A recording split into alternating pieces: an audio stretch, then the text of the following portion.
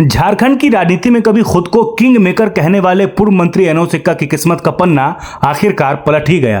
भ्रष्टाचार और जमीन घोटाले में नामजद एक्का को सीबीआई की विशेष अदालत ने उनकी पत्नी मीनन एक्का समेत 8 अन्य आरोपियों को 7-7 साल की कठोर सजा सुनाई है। कोर्ट ने साफ कह दिया, आदिवासी जमीन लूटने वालों को अब हमेशा जेल में ही रहना होगा। अदालत ने दोषियों पर भारी जुर्माना भी ठोका है। अगर जुर्माना अदा नहीं किया तो सभी को अतिरिक्त 1-1 साल की कैद भुगतनी होगी। फैसले के बाद अदालत कक्ष में एनोस एक्का के चेहरे पर वही हैकड़ी नहीं दिखी जो कभी सत्ता के गलियारों में उनकी पहचान हुआ करती थी।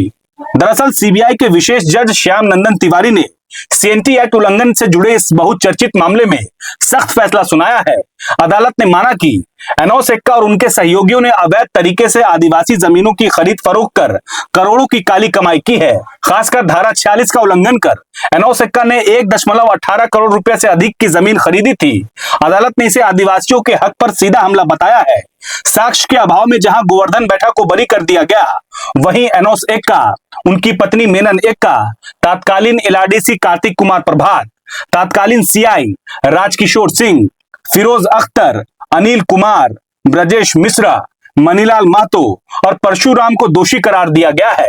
एनोस एक्का के वकील अनिल कट ने कहा कि इस फैसलों को हाईकोर्ट में चुनौती देंगे, लेकिन सवाल यह है कि क्या हर बार हाईकोर्ट की सीढ़ी चढ़कर एक्का सजा से बच पाएंगे।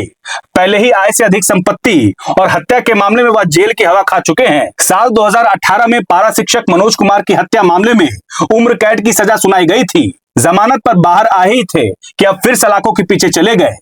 एक वक्त ऐसा भी था जब सिमडेगा के कोलीबिरा में एनोस एक्का की तूती बोलती थी। मधु कोड़ा सरकार में उन्होंने निर्दलीय विधायकों की टोली के साथ सरकार को गिराने बचाने का खेल खेला। 3-3 बार विधायक बने। सत्ता के नशे में उन्होंने कानून को ठेंगा दिखाया, जमीन लूटी, पैसा लूटा और यहां तक कि खून भी बहाया। लेकिन कहते हैं ना, अपराध का अंजाम जेल की सलाखें होती है। ईडी ने पहले ही उनके ठिकानों पर छापेमारी कर रांची, दिल्ली, सिमडेगा समेत कई जगहों की संपत्तियां जब्त कर ली थी। करोड़ों की हवेली, आलीशान गाड़ियां और जमीनें अब सब सरकारी शिकंजे में है। यह फैसला झारखंड की जनता के लिए एक सबक है कि नेता जब जनता की जमीन और हक पर डाका डालते हैं तो देर सबेर कानून उन्हें पकड़ ही लेती है।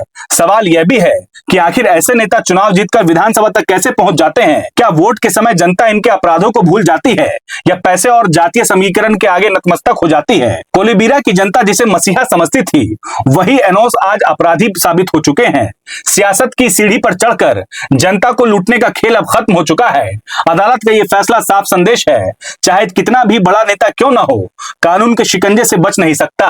अब सवाल यह है कि झारखंड की राजनीति ऐसे भ्रष्ट चेहरों को हमेशा के लिए बाहर का रास्ता दिखाएगी या फिर एनोस एक्का जैसे लोग नए अवतार में लौटकर जनता को फिर से ठगेंगे।